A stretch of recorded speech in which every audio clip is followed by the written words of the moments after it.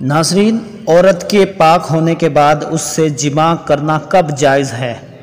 جب عورت ماہواری کے ایام سے پاک ہو جائے اور اس کا خون رک جائے تو اس سے جماع جائز ہے، لیکن شرط یہ ہے کہ وہ غسل کر لے یا خون کی جگہ کو اچھی طرح سے دھو لے یا وضو کر لے۔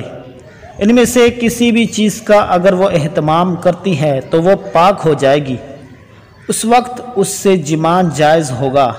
اور اگر آپ اس کی دلیل پوچھتے ہیں تو قرآن پاک سے اس کی دلیل دیتے ہیں، جس میں اللہ تعالیٰ نے فرمایا اعوذ باللہ من الشیطان الرجیم بسم اللہ الرحمن الرحیم۔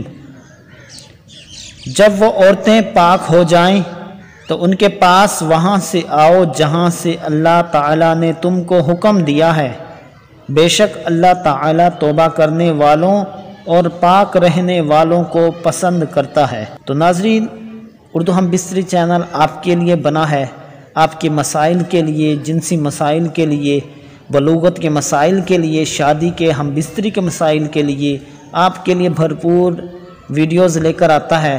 تو آپ سے گزارش ہے آپ ہمارے چینل اردو ہم بستری کو سبسکرائب کر دیا کریں، کمنٹ کر دیا کریں، لائک کر دیا کریں، اور ہو سکے تو اس کو شیئر بھی کر دیا کریں۔ Thanks for watching my video. اللہ حافظ۔